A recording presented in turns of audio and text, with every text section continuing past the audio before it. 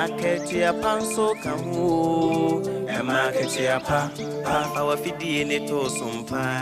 FM TV why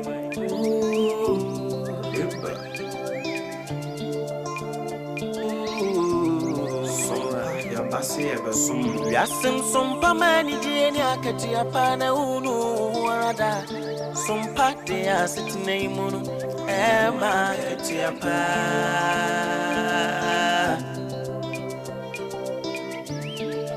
Ye no mai mun san makudi mun san ina ne ka sebo biji sam ni jasu sem ina Sompa de abama Sompa FM APPIAH Sompa TV Sompa TV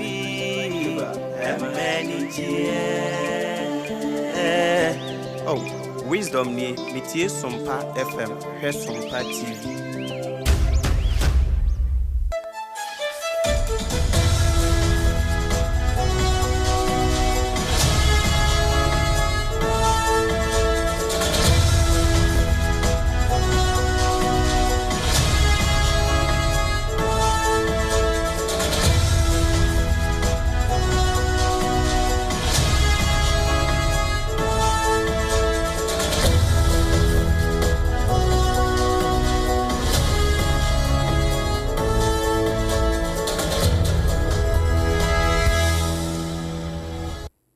Nokure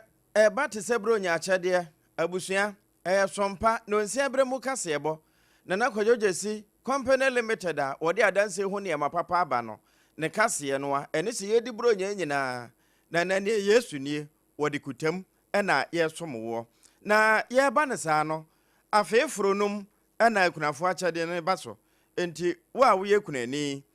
ba ne sa na akosompa nkrabata bi e ben wo ebia na a pivot ho headquarters 93.1 enu ye hwada braka Kumasi Asante Mantamu sa brakro na wono mu a ewo takwa nyina nso wo moje 101.1 103.3 takura defo na afi 106.1 Sompa Techiman new site ho 98.9 LGB kwa na abro sanum night market sunwane bona hinkuro na afi 90.7 Gwa filling station in hwe ni mu pe commercial bank dadam Sompa FM na ja wakwa akwaje odie kase live ewo ho 101.3 doma hinkuro ni nyina bono mamu mankasim 106.1 hone kingdom no we ya mekan udura santimamu ayiko 100.9 wono nso de ma wono ma wo France abrochimamu nyina efabia na abusua adamfo pa radio www.sompaonline.com ensemi nyina no ewurata boaten adama eda ho obenya bia kenkan na nasafo kantanka de yakwa ni mongoma no so a Sompa 106.5 FM Accra Facebook no Sompa 106.5 FM Accra won me wo YouTube nyina nso Sompa FM live abusua ya no wache ama onua bi nso enya bi 2074 wokutaye mwano pay ena yabodudo no bia ye bekase yamawo ebasa yanu mutumi toso me yedidi nso a yedidi emu edu titu ene Jos ne dokon papa tutu efiri mu na wobone 3 series pe edemu atufo no eno bi ne yedie time da kase no so Medimafo Herbal Center ya Dr. Time da so da no nti anopai ensamo a eba waboboa no obro nya emu bi ene se posi sadom no ese wo mo de bro nya achede bi ebre yen na sa achede no wo ma hyase echeche tamale se wo maje wo mo de na abamu abi wodi mfinhia aduonu nwotwe ne ho nsem de ja mede brew anopai sada ena enkramanta mu hanso bro nya achede a posifo echeche no nipa mako wo ha ene baako a wo mo ma atiasefo entimi ntenase nide yaso wo mo panchi eno nso ho nsem mede brew awra ho sem a mede betwa mu se panin bi yaje ne nkwa afiri ne nsem ewo bibia ni anwea so bekwa important mo na de wodi sa nyambra nsem no nso no se de empanin ka se de otwetu owu otu ano wono nso etu akasa no wokọ na sɛn ne mu nsɛm teɛ yɛde ba wone mu sɛ tema industrial area nkasa a yɛka ho asɛm yi ɛgya ɛmma wɔn mu nya wɔn ho ahotɔkora odi ngya adwumaku anya adagye abobɔ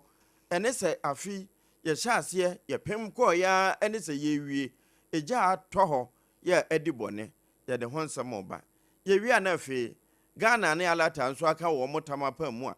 wɔpɛ sɛ wɔtumi esi abɔnefo sɛm a ɛkɔ so wɔ ntintamfidie so na no nso deɛ wɔn mo atete mu no mede ba triple way man AGYA APPIAH APAM DADAA anopa yi mebɔ no solo na mede asommo enko ba bia yɛde ne nyina ɛtoa wo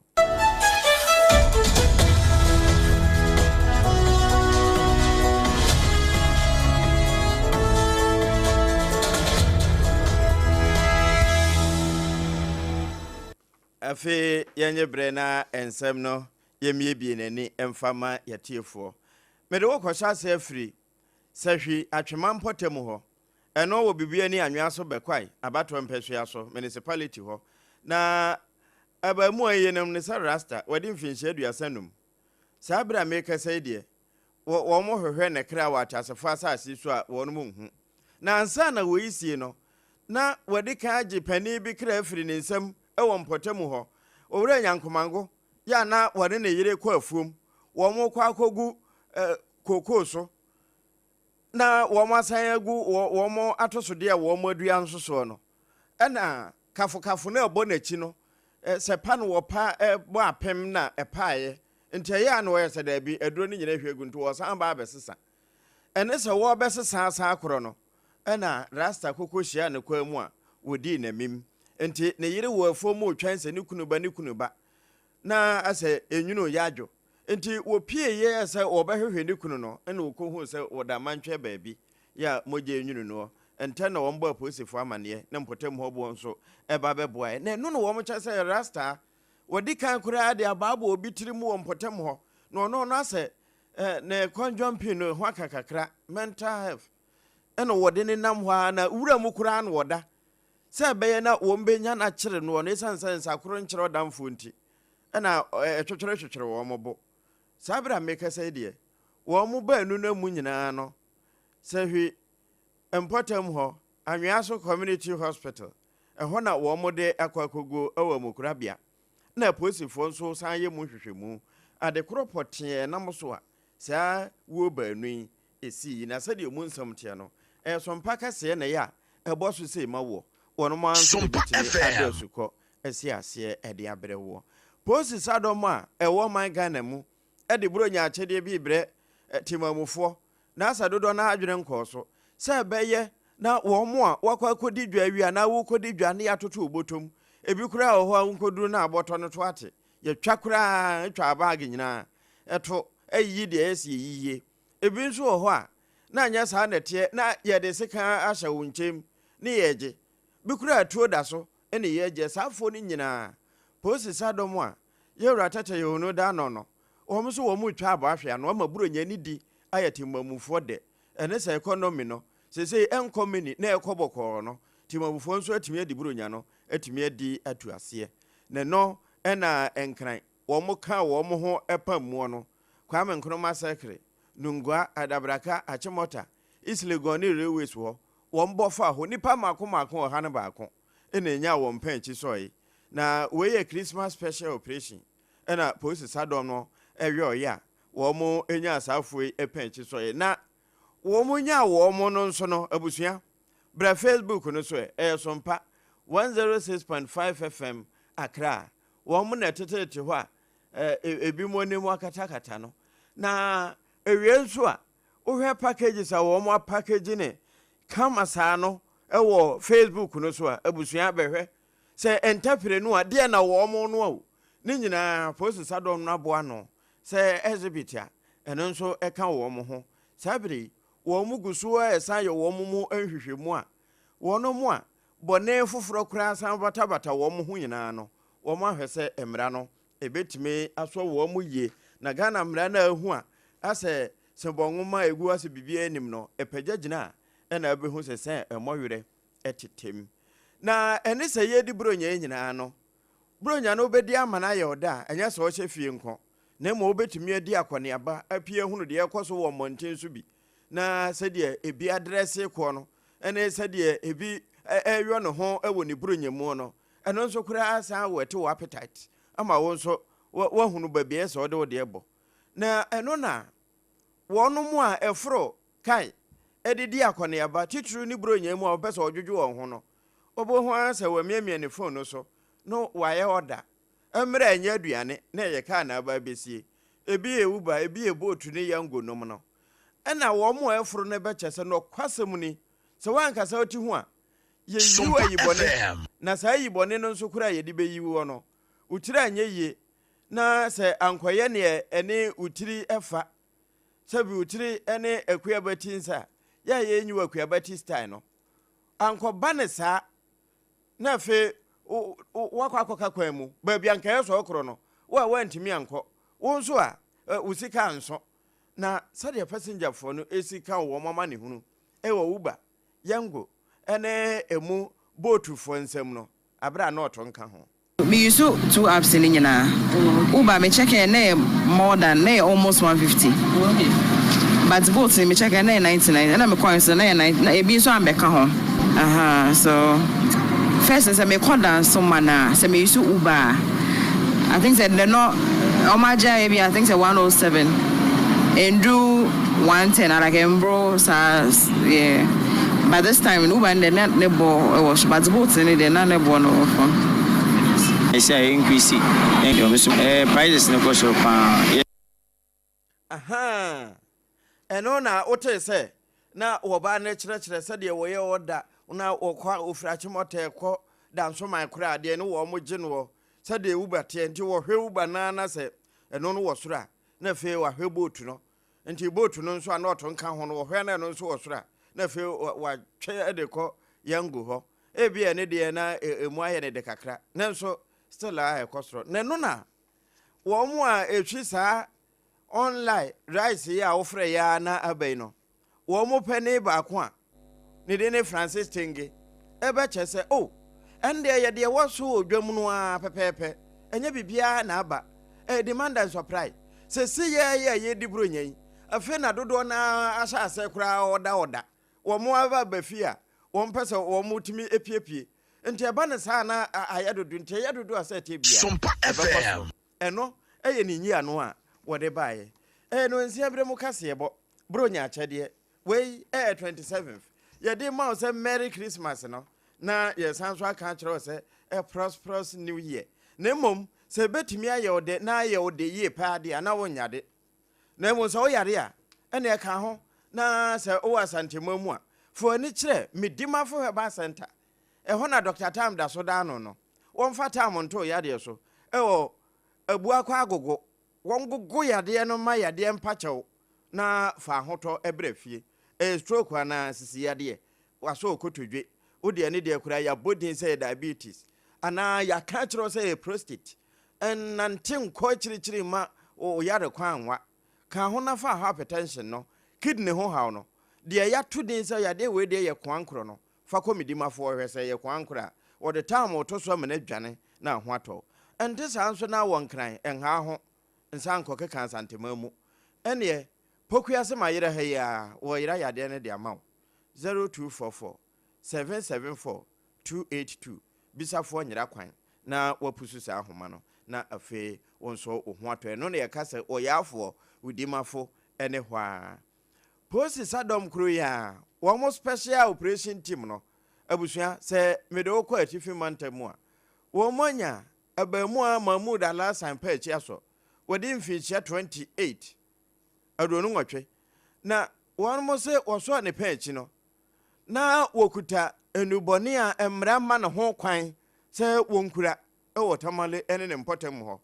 eno ne nam so ma posi sadom no pani a wotua wo ma no chief inspector Alasan Lukman niendo wonya daage twro ho krata statement no ode stamp tim so na wo che se we no kura wo munya ne chi no wo pasi ye wo tamale afa ho na wo mo chi no nso no na wonya daage pa apasre enhahan bia enya se bia de wo mo de ema na ntwe wo Australia ni bia na nso sɛ wasia pasere no obɛka sɛ yɛde ɛyɛ amandeɛ wode bra Facebook no so Sompa 106.5 FM Accra na bɛhwɛ sɛdeɛ pasere no ɛsitiɛ ebi nso bubotom na wɔn ebiebie mu no na wɔn hu sɛ ɛyɛ ahaban na ahaban no so kura wɔn susu sɛ Bronsan Tower sɛ enya fa so a na w'anim asesa na ɛno akyi nso kura wo a awura mu no nso wote bia nyinaa asesa na du baabi ebi mo ebi kura tumi ka sɛ ne nan ayera enso na pagya ne nan ato so ebi kura wia ka sɛ saa nyamia na misui enso no wɔno a ɛna wɔn ɛsɔ ne page na ansa na wɔn bɛkye no na wɔn adi kan kura adidi baako nso akyire a ankagya wɔn enya n'akye no nti wɔn bɛkye no na wɔbɛkyɛ sɛ ɛnyɛ ɔno nko alaasa ka ho nti hasmi na wɔn nya no nti wɔn nya hasmi na ɔsɛ alaasa ne hɔ na doposo no nyinaa wɔ wɔn na yɛ agent na wɔn ɛfa bibi afiri ne hɔ ɛna mpa wɔtumi di so ma wɔn kɔkɔ so ne pɛnkyi saa bra meka sɛ deɛ wɔ kokum wɔn so nyame de kyɛ a ɛda dwada bɔsumi da ɛtɔ so adu no nkono yɛgu so edi bronya yɛ a yɛnwie no Muhammad Alhassan wɔn de ne bɛkɔ akɔgyina mmara anim na afei deɛ nti a wahyɛ da enubɔne a wɔn man yi yɛ mmara tia ɛna wɔse ɛho dwa ɛna wɔbɛdie na wɔne mmara no ɛsesa boa so no wɔtumi di mmara no so deɛ a ɛna na ho so nsa abrɔbɛ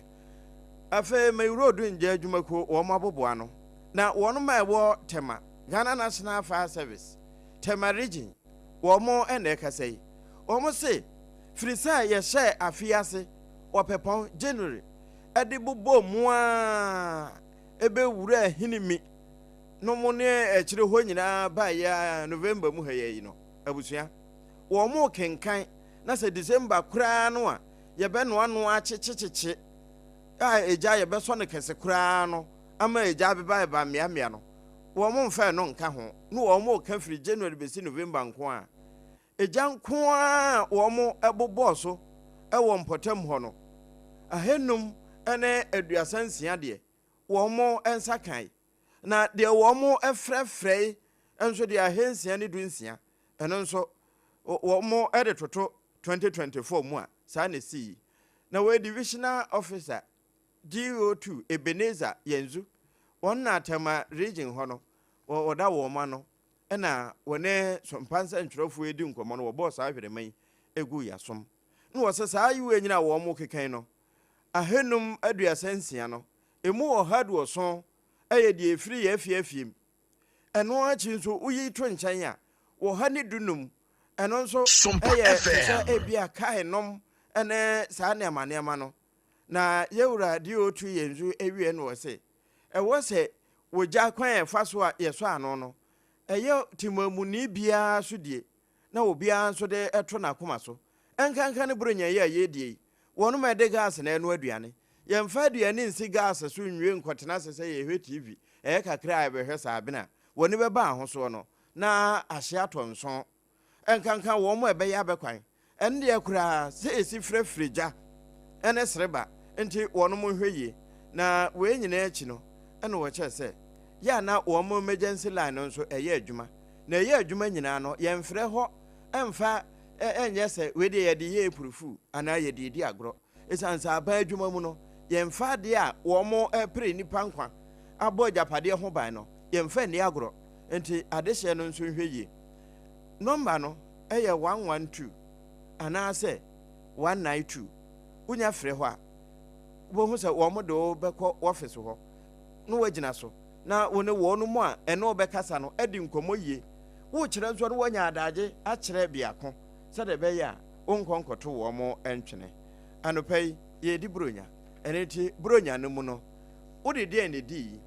ebi mu de mo ama afono wɔn a wɔn mpɔtam hɔ koraa ebi nso de fufuo paa de nkwan gu ho na ebi nso tie abetia nya asɛm ketewa na ebi de dɔkono de makoda so ɛna ɛyɔ na saa dɔkono no unya na ɛde yellow kon ayɔ no a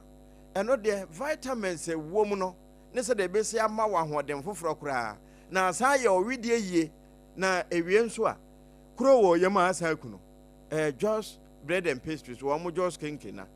ɛna me say wɔn de nkwan so bɔnten no a enti ya no wahwehwɛ wo ɛwɔ commercial bank n'akyi pɛɛ ɛnkran ha ya adɔme wɔn de matufoɔ enti yɛabɔ no 3 Ghana cedis nanso hwɛ dɔkono a yɛabɔ no 3 cedis na wode toto deɛ ebi tɔ no 7 cedis no a wohu sɛ wedi soso paa enti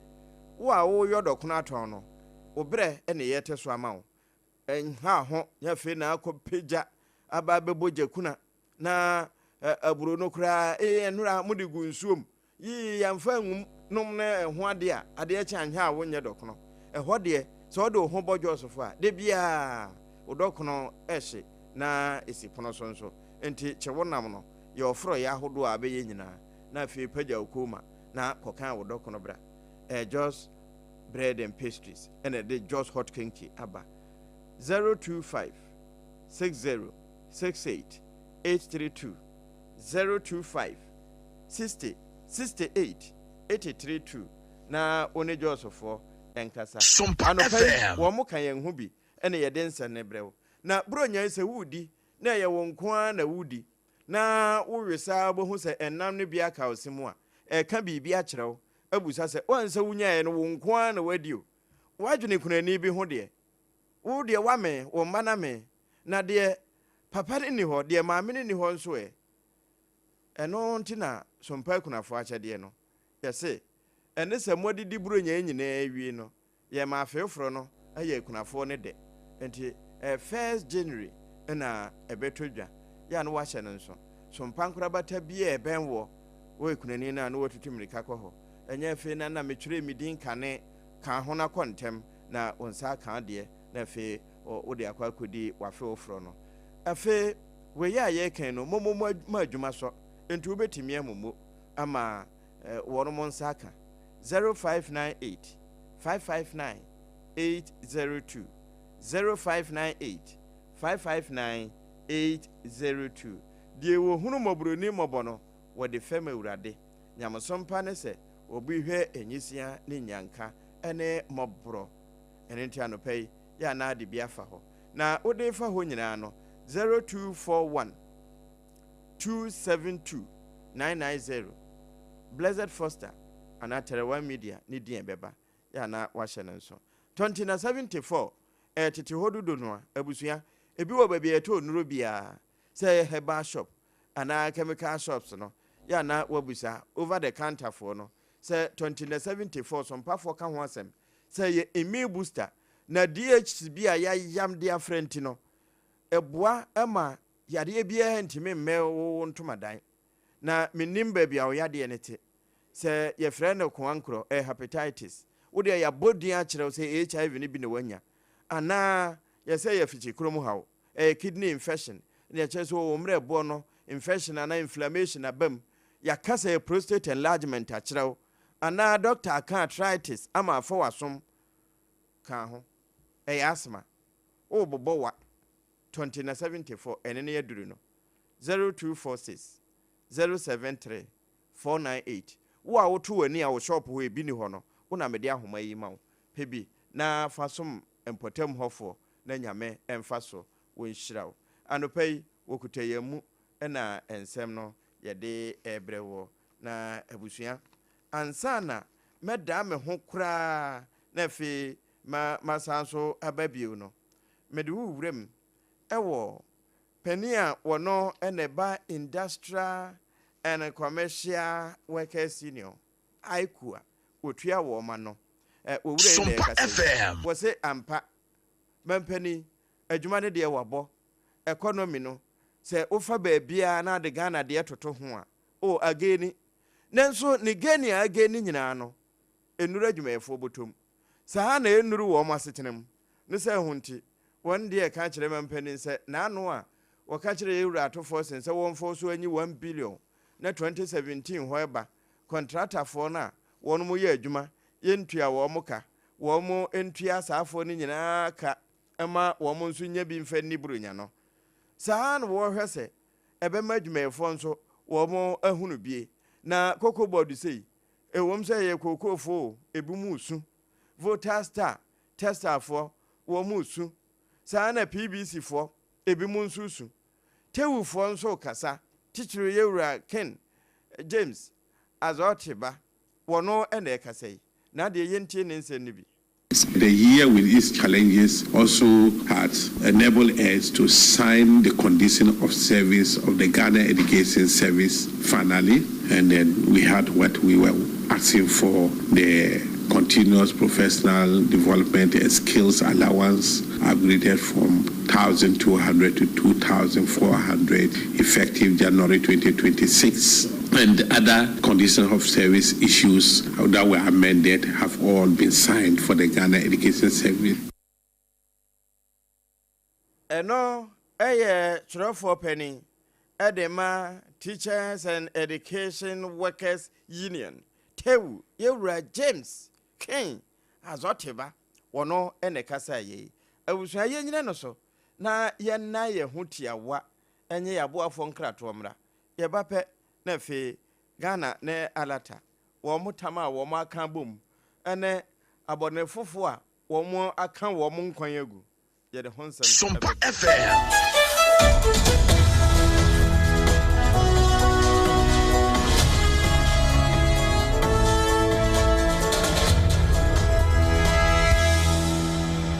Point homeopathy clinic. Ghana had the obianim says a prostate. Na baby omutimi screening ema huni ye etu asia. Na a endpoint homeopathy clinic. Anasa a kidney, a liver problem. Wofa baby and ajujo. Na the funny premature ejaculation no. Be maybe a one would offer kwakweshia. As a wood dinner huagro. As a wood tonte. Any ebra endpoint homeopathy clinic. Na ya muao. A man mema mo power. A endpoint homeopathy clinic. Wamu de mufua. Yari bia infections been a woho. Anasa bia wosha wofa baby na kidney problem, prostate dear, and your endpoint homeopathy clinic. Kumase Ubehu endpoint homeopathy clinic. I was Konoma boy here. And na Accra Hanso so dear, Womujinemu Ankasa. I was painted by a friend share signboard, no, who drew now Busasa Wope endpoint homeopathy clinic. Obia Ebetro. For endpoint, I was 0244 867068 and a 0274234 endpoint homeopathy clinic. Wamudemufu. Era, me pacho brana me sha dia wo bagi. Bra,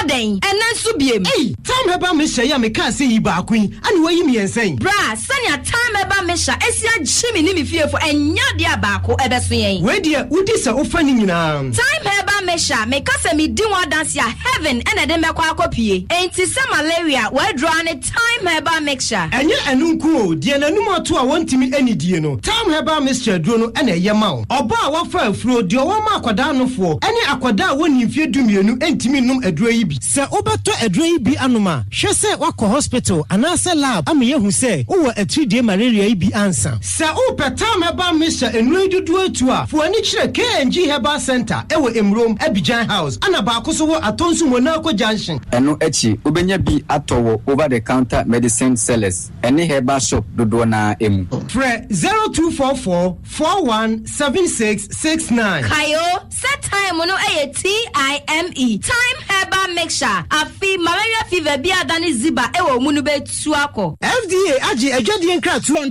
tonte. Yenum nsane efa adwen. Ne efa adwen mpa. Say na nanu nim se bre bi beba ama tonti na 74 opa ye ne simple. T74 abeye aduro. Tonti na 74 ana T74 asa twe ya dwene esina nanom dodo so. Se de na dodo bua ma na nanom enyare basabasa no saa na tonti na 74 ana T74 ebu anipadua no. Ema immune support enti obi onum bie no abre bia ne ho den.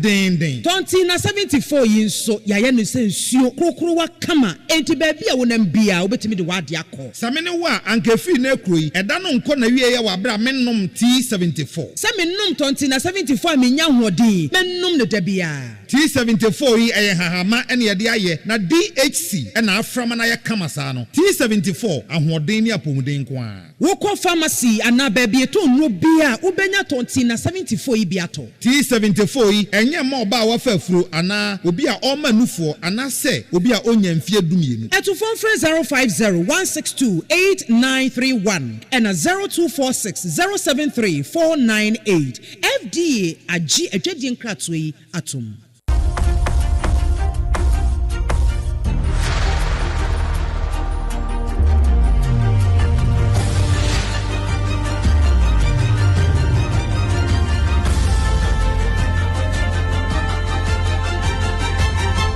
Sompa TV, a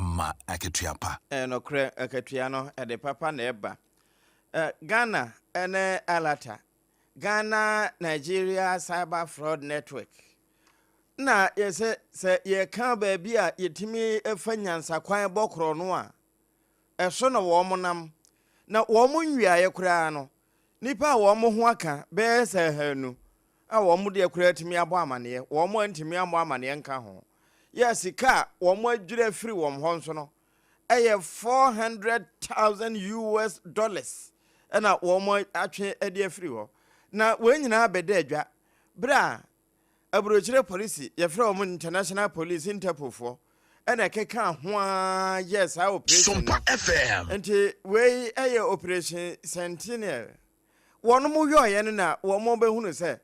ye ka sa wiase nyina nyansa kwan a ye fa de bokro no ewia ebi mo wo mo ba mo ni so sister ni o London me de nema se na eba na so nema na me de bre wo no ne buoni obetimi atue se ya ma me de amamrante na eso aye no woni beba ho so na se wo mo de tachere made na yatimi afanyansa kwan afa binum so ne ewia won wo ba frɛ no mara na enko ebi nso kura se me ba na police fo ache me e obere ya ho de ne police ni ne nkasa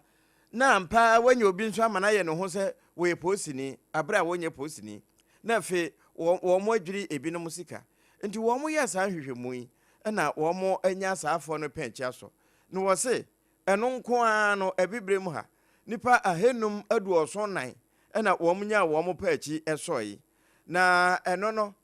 emu aduasa kura no wo mo a ya hyeda anwene wo mo service ne se nde kro no ne yedebo na afa ebi no mo nso wo mo ba money no mesa be se wo ha eno nso saa kro no no a na wo mo didi ho dwuma ndi saa bra me ka say de ya so wo mo panchi a wo mo kro ya nso boa ama nhwemu mapa etimi aye adwuma eno so na anopai ye gina de no nsia bere mu kase yebo bronya de a de ma se bronya achede a ye kan fa mo asa sompa kunafo achede no 1st January ne ye be kwa koye enti anade ho agim 2074 wo kan ye ho Medimafo Herbal Center sada na Dr. Tam da so enso ebe kan ye ho